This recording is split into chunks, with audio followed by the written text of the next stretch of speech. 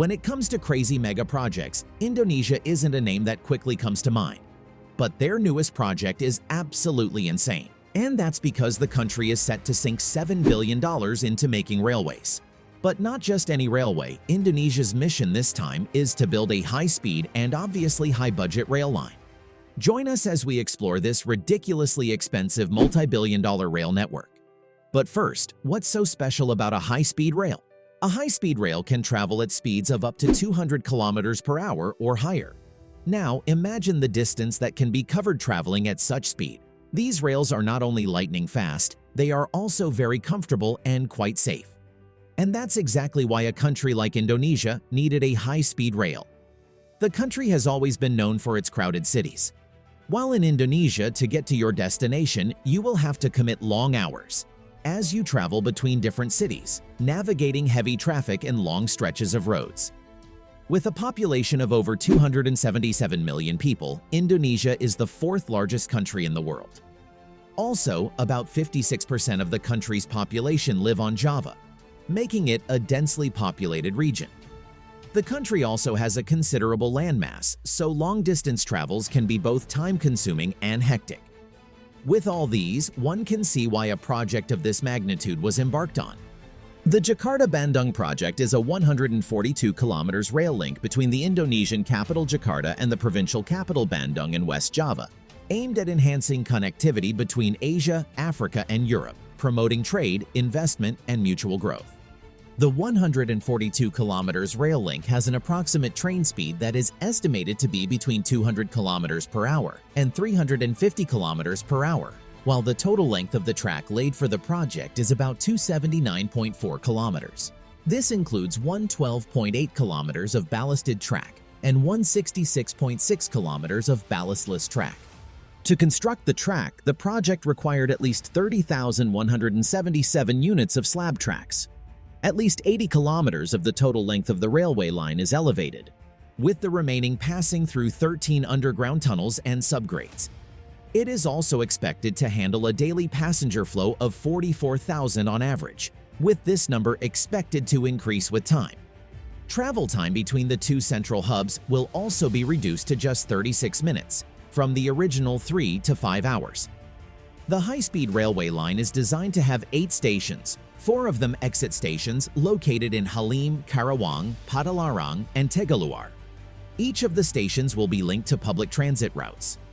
Others include a major station expected to handle a large flow of passengers in Gambir, another major station in Manggarai, one in Walini, the new tourism hub of West Java, and one close to the airport in Halim, linking the high-speed rail to a planned light rail. The high-speed rail project uses CR400AF type electric multiple units, EMU, developed by the Chinese manufacturer CRRC Qingdao Xifang. CRRC provided 11 sets of 8-car EMUs for the project. The shape and design of the trains were inspired by the Komodo dragon, an endemic Indonesian animal. The interiors feature traditional Indonesian megamendung batik motifs.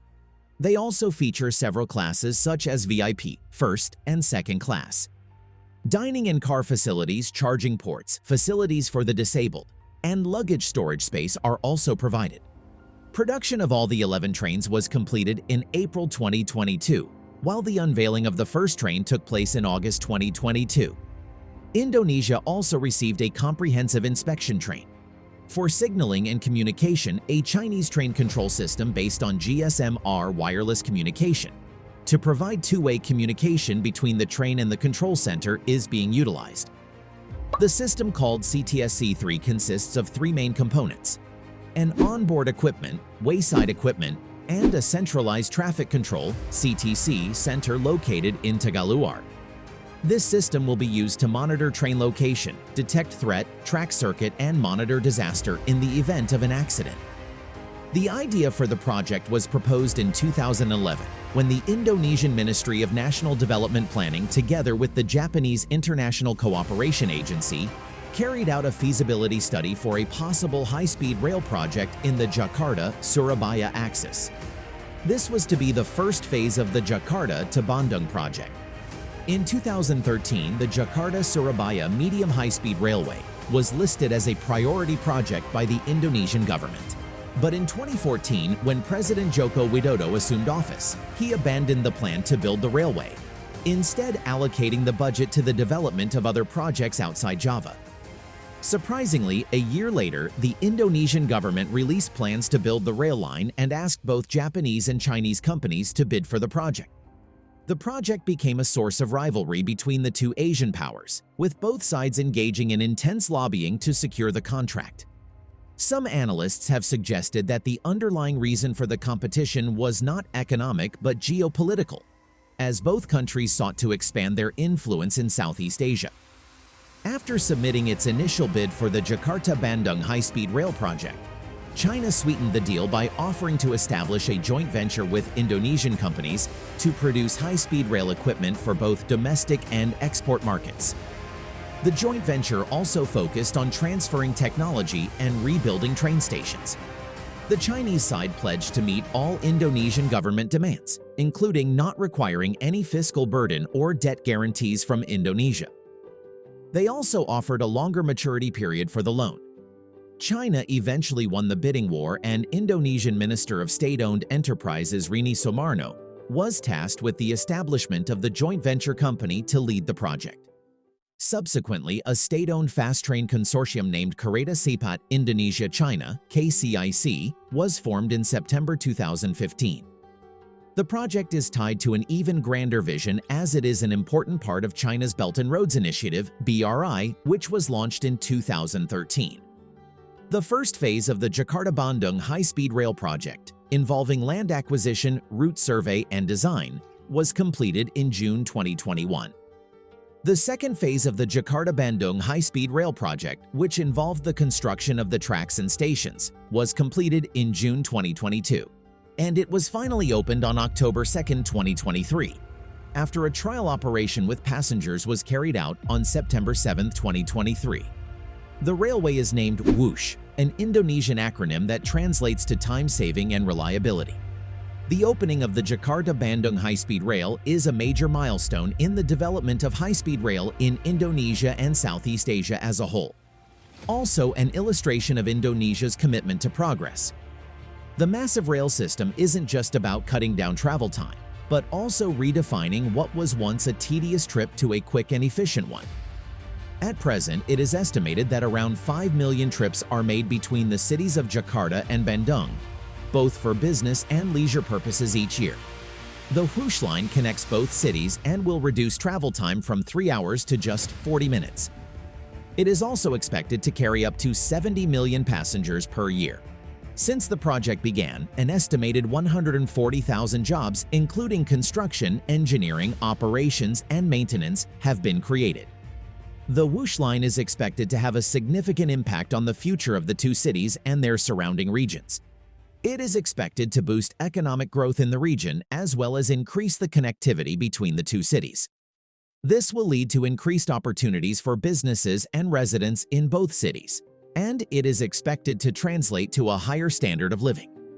In addition, the project is expected to reduce air pollution and traffic congestion, as it will take cars off the road and encourage people to use public transportation.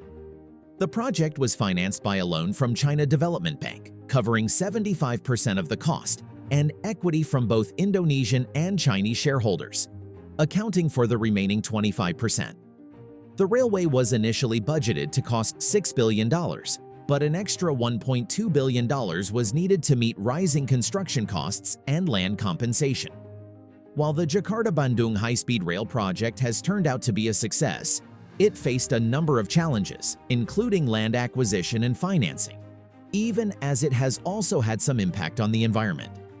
One of the major environmental concerns surrounding the high-speed rail project is its impact on water supply in some communities that lie along its route. The railway passes through important water catchment areas, agricultural areas, and mountainous regions, causing it to impact on water supplies around those areas. An NGO, Indonesian Forum for Environment, also reported that the construction caused flooding, landslides, and damage to houses due to poor management and lack of adherence to environmental protection procedures. But going forward, the WUSH high-speed rail is expected to play an increasingly important role in the transportation system of Indonesia and other countries in Southeast Asia. Several new high-speed rail projects are in the planning stages, including a line between Bandung and Surabaya, and another between Jakarta and Medan. Additionally, the Regional Comprehensive Economic Partnership, RCEP, which includes 15 countries in Asia and the Pacific, has set a goal of developing a high-speed rail network connecting all member countries by 2030. This would further enhance the connectivity and economic development of the region. That's a wrap for today's episode. Thanks for tuning in. If you like this video, don't forget to hit the like button and subscribe for more content on mega projects around the world. Share your thoughts about this project in the comments section.